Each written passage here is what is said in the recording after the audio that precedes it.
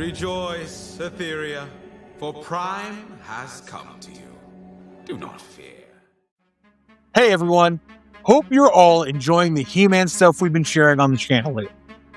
We had also put out a full video covering all of Hordak's origins, so if you haven't seen that one yet, definitely give it a watch when you're done here.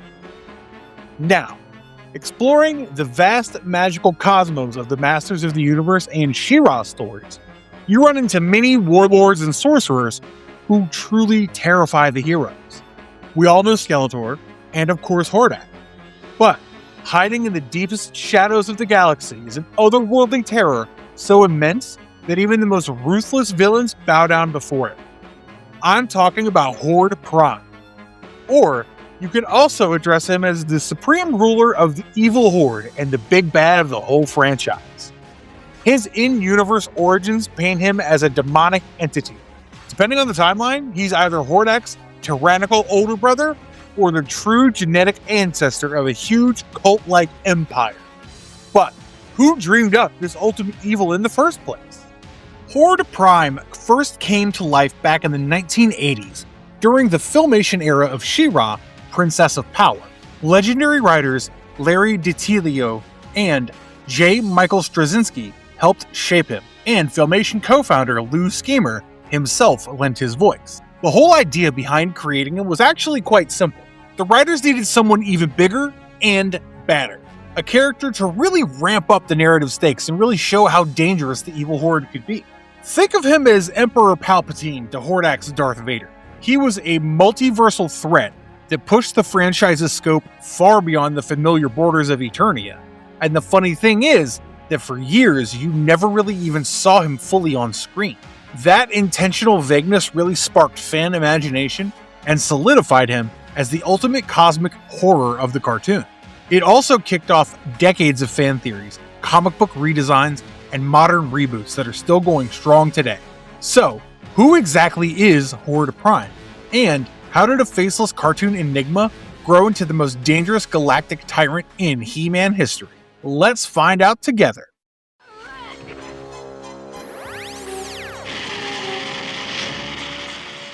She-Ra, Princess of Power, Filmation animated series, 1985 to 1987. Unlike most MOTU characters, Horde Prime was exclusively created for animation. While it is true that his face is never shown in She-Ra, Princess of Power, he's under no circumstances to be taken lightly. The character of Horde Prime is first mentioned in the episode titled The Peril of Whispering Woods.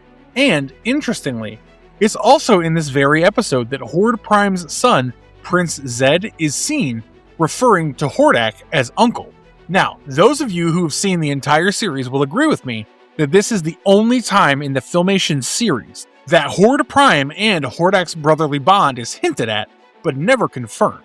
The episode also doesn't waste any time in establishing Horde Prime as a cosmic threat, despite the fact that he's simply mentioned here, and the episode explicitly showcases that even someone as villainous as Hordak is afraid of Horde Prime at the end of the day. Moving on, it's in the episode titled Horde Prime Takes a Holiday, where the character makes his first on-screen appearance. And even though he appears primarily in the form of a giant skeletal metallic arm with the rest of his body enveloped in a thick layer of green smoke, he commands absolute fear. In this episode, Horde Prime is seen going on vacation that he'd been looking forward to for 500 years, and leaving behind the Velvet Glove, the most powerful ship in the galaxy, under Hordak's supervision. Of course, he isn't too happy entrusting his warship with Hordak, and he clearly holds a grudge against Hordak for having lost one of his flagships in the past. Therefore, he warns him not to use his ship and intimidates him further by saying if he finds a single scratch on his ship, he'll make sure that Hordak repents. Clearly, this doesn't stop the highly ambitious Hordak, and right after the supreme leader of the intergalactic Evil Horde departs for his 2-week vacation to the planet Tropica, Hordak, motivated by the pursuit of power and dominance, instantly plans to use the warship to conquer Etheria as well as Eternia. Adding to the mix is Skeletor, who also learns of Hordak's plans, and he in turn plans to steal the Velvet Glove for himself. With two villains fighting over the ship, the ultimate result is an absolute disaster. The Velvet Glove ends up exploding in space above Etheria, And when Horde Prime comes back from his vacation, he is beyond furious with Hordak. Now, this episode is particularly crucial because it's the first time we get to see the Velvet Glove and realize how much power Horde Prime really possesses. So much so that it's even demonstrated that the Velvet Glove's freeze cannon is powerful enough to transform the entire Whispering Woods into a frozen wasteland. The only time Horde Prime faces active resistance in the Filmation era is in the Christmas television special, titled He-Man and She-Ra: A Christmas Special. Now, in the special, Horde Prime summons Hordak and Skeletor, and gives the duo the mission of capturing 2 Earth children that Orko had brought back to Eternia from his accidental trip to Earth. Horde Prime makes it clear in this TV special that he somehow feels threatened by the Christmas spirit, which is why he wants to rid the galaxy of the spirit of Christmas. But much to the Supreme Ruler's chagrin, the former Horde members turn against him. Call it a strange turn of events, but Skeletor finds himself susceptible to the festive spirit and ends up shooting down Horde Prime's ship at the last minute. Later, with She-Ra and He-Man lifting up Horde Prime's ship and throwing it into space, a furious and screaming Horde Prime is seen hurling out of control. It's safe to admit that the Filmation version of Horde Prime is quite frightening. He has no origin, no backstory, but when it comes to the hierarchy, he's right at the top, feared by all. I think it's this mystery around his character that makes him absolutely daunting. Also, this whole concept of a giant arm behind a green cloud of smoke and the occasional glowing red eyes instead of a conventional physical form makes every Filmation appearance of Horde Prime way too unsettling, at least in my case. The UK London edition's comics, 1986 to 1988. Well, one of the main factors contributing to the UK London edition's comics' high level of engagement is their tendency to function entirely on their own continuity, whether that means depicting characters in a different way or even blatantly contradicting the Filmation series. And because they're an entirely different canon, Horde Prime's appearance here comes with a face. It's here that Horde Prime's face is revealed for the first time. And while I agree that the comics gave him an uncharacteristic face, the depiction became so iconic that in 2012, Mattel ended up releasing an MOTU Classics action figure of Horde with an alternate head that was modeled after this particular comic appearance. Fitting to say that Horde Prime makes his most distinctive comic appearance in the story titled The Third Sword, which was published in the Masters of the Universe Princess of Power London Edition's comic Twins of Power back in 1986. A lot is happening in this story, so I'll briefly touch upon the narrative, keeping the focus on Horde Prime and, more importantly, on his look. Plot-wise, it revolves around the discovery of a third sword of power, and unlike the swords wielded by He-Man and She-Ra, the third blade is an artifact of pure, unadulterated evil.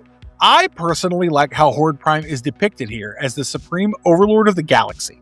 In fact, his overt ambitious nature is on display in full glory, especially with him realizing that if he can claim the third sword of power, he'll be able to possess immense power. After all, the goal is to conquer both Etheria and Eternia. Acting as the ultimate puppet master, Horde Prime commands Hordak and Skeletor to work together to retrieve the third sword while he himself monitors his minions' efforts from his giant space station. The story gets even more interesting when Horde Prime sends Hordak to Eternia and Skeletor to Etheria, while simultaneously giving each of their powers a significant amount of a boost. With the universe at stake again, it's up to the two mighty twins of power, He-Man and She-Ra, to team up and prevent the Sword of Evil from falling into the wrong hands. Now, speaking of Horde Prime's physical appearance here, it differs radically from what the character has been portrayed like before. Unlike his animated counterpart, Horde Prime has a concrete form here. He's a yellow-skinned alien donning a purple spandex suit with an orange belt, a high-collared cape, and, dare I disregard that helmet of his, which has two insect-like antennae popping out from both sides? While the story highlights Horde Prime's role as a multiversal threat, overseeing vast interstellar conquest, the fact that he's not a faceless shadow but an active ruler does make him a lot less enigmatic. In my opinion, giving Horde Prime a body and face makes him irrefutably less menacing. And I firmly believe that everything that made the character of Horde Prime frightening in the Filmation series is missing here. But having said that, the comic does set him way above local villains like Skeletor with his own distinct creative interpretation, and there's simply no denying that. Additionally, there are two more things that I'd like to briefly touch upon. First, in the UK She-Ra annuals that were published in the mid-1980s, Horde Prime is described as Hordak's brother. However, the annuals also mispronounced his name throughout, referring to Horde Prime as Prime Horde, which is why I think they should be treated as separate. Secondly, a specific issue from the UK He-Man comics, also from the mid-1980s, made it clear that Horde Prime was not Hordak's brother, depicting him quite differently from both the She-Ra annuals and the cartoon.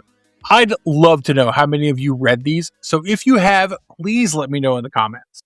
MOTU Classics 2012. A name, a family, a history. In case you don't know this, Horde Prime received his action figure 27 years after his first appearance. I still remember the whole buzz around it when the MOTU Classics line finally released its Horde Prime figure on the 15th of June in 2012. The toy was sculpted by Four Horsemen Studios, and it came with two interchangeable heads. One of the head designs resembled a red-skinned, bearded, older-looking Hordak with large batwing ears, and the other head was based on the character's UK comics appearance, featuring the iconic bug look and antenna helmet. That being said, it's the bio card on the toy packaging, which is fittingly the most fully developed origin that the character has ever received in any continuity for that matter. Introduced by his real name, which is Annihilus Kerr, he was the eldest son of Horde Lord, the founder of the intergalactic Horde Empire. Together with his younger brother Hordak, and driven by his own desire for power, Annihilus killed his father to take over the throne. The tyrannical Annihilus strategically disposed of many cosmic enforcers, and at the same time, also made his greatest enemy, Hero, who he infected with a techno-organic mind-warping virus and banished him to the distant planet of Eternia. Aware of his cunning brother's intentions, Annihilus purposely sent Hordak after Hero to wipe him out, believing that Hordak would simply die in the process. What Annihilus did not realize was that by sending Hordak after Hero, he simply set up a fated chain of events that would ultimately result in his own defeat at the hands of the twin warriors, He-Man and She-Ra, 5,000 years later. Now, in most continuities, Horde Prime's origin is never really explained. He just happens to be there at the top and everybody's afraid of him. But it's here in the MOTU Classics line where it's actually explained how he managed to get to that level, building an empire based on complete fear. Hands down, this is the darkest origin narrative in the franchise, especially with elements like patricide, betrayal, and conscious sacrifices playing major roles. I mean, you can agree to disagree here, but if you do that, I'd love to know what you feel and why you feel this way. Exploring Horde Prime in the DC Comics, 2012 to 2016. First things first, the DC Comics are their own continuity, and it's important to keep in mind that Horde Prime appears here primarily as a structural power above Hordak. Unlike the MOTU Classics, which has given Hordak Prime's character a rich personal history, the DC Comics are undeniably more intrigued by Hordak as a character. Therefore, I'm going to touch upon a very few things here just to give you all a fair idea of Horde Prime's role in the comic series. Now, there's no denying that Horde Prime functions as the supreme authority behind the Horde invasion that drives the DC ongoing series. The Horde under Hordak invades Eternia in the beginning of the first arc, as seen in He-Man and the Masters of the Universe Volume 2, and it's clearly understood that if there is someone who Hordak answers to, it is Horde Prime, one who is perceptibly depicted here as the overarching antagonist. I particularly enjoyed how the DC Comics run contributed to the contradictory origins and lore of Horde Prime by explicitly establishing the character as Hordak's father. Well, as the supreme leader of the intergalactic Evil Horde Empire, Horde Prime reigned with an iron grip for eons until his highly ambitious son killed him to claim the throne for himself and establish his own rule. And that's not all. Hordak also kept his father's skull as a trophy, which later became known as the Skull of Power. Moreover, there's another thing that I'd like to add here, which categorically shows Horde Prime's structural power at best. Allow me to elucidate. In the comics, Adora is kidnapped as a baby and raised by Hordak. Shadow Weaver resorts to her magic and tricks Adora into forgetting her real identity, as well as any inkling of mercy. While it's fitting to state that the brainwashing did transform Adora into Despara, or should I say a formidable living weapon devoted to Hordak, one cannot disregard the solitary fact that Horde Prime's shadow undisputably looms over the entire arc as the force that shaped the Horde's ideology and its very grip on Adora. In a way, it's Horde Prime who is completely responsible for the dark, deviant upbringing of Adora, who, after Hordak is defeated, becomes possessed by the spirit of Horde Prime and takes on the ruthless persona of Despera. As a longtime fan of Horde Prime, I'll be honest with you. I don't know why, but somewhere I did feel that the DC continuity diluted the very complexity of Horde Prime's character here. Now, it could be because they focused more on Hordak's character, which didn't sit well with me in particular, but if you also felt the same way and have an entirely different reason, hit me up in the comments section right now. The 200X connection, the Unnamed One theory.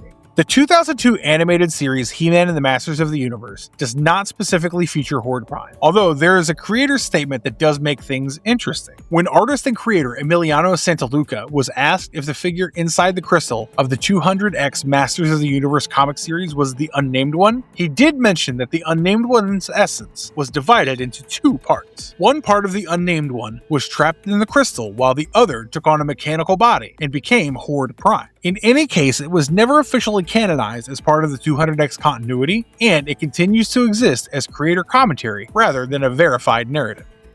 Exploring Horde Prime in the Netflix series She-Ra and the Princesses of Power, 2018 to 2020. Believe me when I tell you that this is the most comprehensive version of Horde Prime in the entire MOTU franchise. You see, in the Netflix reboot, his character is no longer limited to being a background threat, and thank God for that. Introduced as the interplanetary warlord, Horde Prime raises the stakes by being the main antagonist of the whole final season. Also, if I may add here, the sheer reimagining of who and what Horde Prime is truly capable of in this series serves as the character's most drastic change, especially when compared to his earlier version. If you happen to be someone who's yet to see this reboot of the Filmation series, hear me out when I say you have to, and as soon as you can. Come on, you just can't call yourself a fan of Horde Prime and not see him in his full glory. Well, at least for now, let me help you out. So Horde Prime in this continuity is like the progenitor and, more importantly, the very genetic model that represents the entire Horde. It is crucial to keep in mind that he didn't just build an army, he created a whole army of his clones, all of whom revere him as a god for obvious reasons. While Hordak in the series is also one of these very clones, he's a flawed one who was initially sent on a suicide mission, but ended up getting trapped on Etheria instead. Horde Prime is mentioned quite a few times in the first 3 seasons,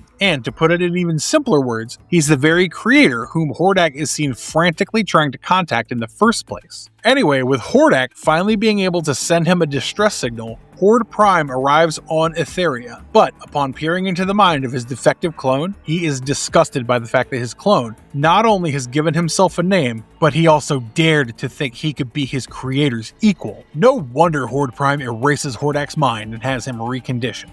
Now that I know about She-Ra and the weapon, what purpose do I have for you? Horde Prime makes his first full active appearance in the episode titled Horde Prime, and he wastes simply no time in establishing himself as an egotistical, domineering megalomaniac. The only thing he cares about is becoming more powerful, and I don't think I would be wrong to state that he has something of a god complex, because on so many occasions he has claimed that he's seen it all and he knows it all. Horde Prime's sadistic nature, along with a sense of superiority and grandeur over others, is on full display, especially when he invites Glimmer and Katra to dine with him. Mind you, the dinner is just an excuse to make Glimmer witness all her friends struggling in battle, especially Adora. In fact, Horde Prime nearly had his clones eliminate Adora had it not been for Glimmer, who begs for her friend's life while simultaneously disclosing how Adora is a significant part of the heart of Etheria, the ancient superweapon that Horde Prime seeks to obtain. Now, it's a given thing that Horde Prime can read and control the mind of anyone connected to his hive mind. This includes his clones, as well as someone who has a Horde chip implanted in them. In fact, it's precisely this chip that has repeatedly led Horde Prime to take control of a person's body, enabling him to talk through them and to have direct control of their body's movements. While many episodes have captured this aspect, the episode titled Launch does it really well by showcasing Horde Prime possessing possessing one of his clones and reminding Catra that he, and only he, is in charge here. Additionally, it's in launch that Horde Prime's gloating nature resurfaces once again when he shows Glimmer his trophy collection and openly states how much he relishes bringing worlds into his eternal light. So much so, Horde Prime justifies his actions of destroying countless worlds by stating that he's simply creating order, and no points for guessing that he wishes to do the same with Etheria. The solitary fact that he's well aware that the heart of Etheria is capable of destroying the entire universe, but he still wishes to acquire it, shows his insatiable, narcissistic thirst for power and control. If you ask me, Horde Prime is downright intimidating in this series, because in no way does he do anything to mask his cruelty. Time and again, he has reminded us that his desire for power isn't about ruling, it's about erasing individuality and bringing everything under his singular authority. Now, when it comes to Horde Prime's clones, they like to address themselves as Prime's chosen servants, and automatically believe that they are parts of the whole. The episode titled Corridors gives the viewers a scary peek into the reconditioning ceremony on Hordak, and it's here that Horde Prime primarily plays on the part that all beings must suffer to become pure. Horde Prime's messiah complex is also evident throughout the final season, reflecting in most of his speeches, and he firmly believes that everyone has a place in his empire as long as they are useful to him. After all, the only reason he allowed Catra to stay on his flagship is because he intended to break her individuality and use her as a cog in his machine. When Catra betrays Horde Prime, he turns her into his loyal follower via the same mental enslavement ritual that he resorts to on the rest of his clones. I have to say that I really like how this Netflix reboot has taken liberties to change quite a few things around Horde Prime's character. For instance, this whole introduction of the telepathically connected clone army, the clones lending Horde Prime their life forces, and Prime being able to possess his clones at will, is quite an impressive way to showcase that Prime is not only centuries old, but that this is how he's been reigning eternally all this while. Needless to say that while Horde Prime is seen commanding a massive clone army and viewing them as mere extensions of himself, please know that he will not hesitate even once before erasing the individuality of any clone that shows him what he thinks of as imperfection. The sheer impact of Horde Prime's mind-controlling abilities, especially him chipping the Etherians, is visibly evident in the episodes Taking Control and The Perils of Peekaboo, where not only the locals of an entire village are seen under Prime's control, but add to this every party member attending the underwater soiree at the Enchanted Grotto, and dare I disregard most members of the Compromised Rebellion, with special mention to Spinnerella, Mermista, and King Micah. But every super being, no matter how supreme they are, comes with their fair share of weaknesses. And Horde Prime, in spite of being the godlike tyrannical cult leader ruling the galaxy with a hive mind in this series, comes with two major weaknesses. I don't know if you would count arrogance as someone's weakness, but when it comes to Horde Prime, it definitely is. You see, Prime's massive ego and numerous triumphs throughout the centuries have only made him overconfident in his abilities, which, in my opinion, ultimately led to his downfall in the series, as he clearly underestimated the Etherians. But having said that, there's another big weakness of Prime, and that's his vulnerability to magic, as first seen in the episode Shot in the Dark. In this episode, when Adora and her friends visit the planet Krytus, they're able to deduce that magic itself is Prime's weakness, and because he does not understand it, he has no means to control it. Later, when Horde Prime's arrogance leads to him making up his mind to come to Etheria personally and crush the spark of rebellion for good, as seen in the episode An Ill Wind, he makes his first mistake by taking the Etherians too lightly. Set coordinates for Etheria. Clearly, I am going to have to handle this embarrassment myself. Well, I think it's safe to say that even with Horde Prime successfully gaining full command of the heart of Etheria, he ends up being defeated. The last episode, titled Heart, shows how he is simply no match for She-Ra, who is a being of pure magic at the end of the day. Not only does Horde Prime underestimate the power of magic, but also undervalues the power of love and friendship. Additionally, with Horde Prime operating through technology, surveillance, and mind control, he just makes him susceptible to magic, a force that he just does not understand. But last but not least, where Adora's power comes from her willingness to sacrifice for others, Horde Prime's power comes from taking everything from others. Come to think of it, I think this is a major difference that ultimately leads to the destruction of the Emperor of the Galactic Horde, ruler of the known universe, and regent of the Seven Skies, otherwise known as Horde Prime in the series.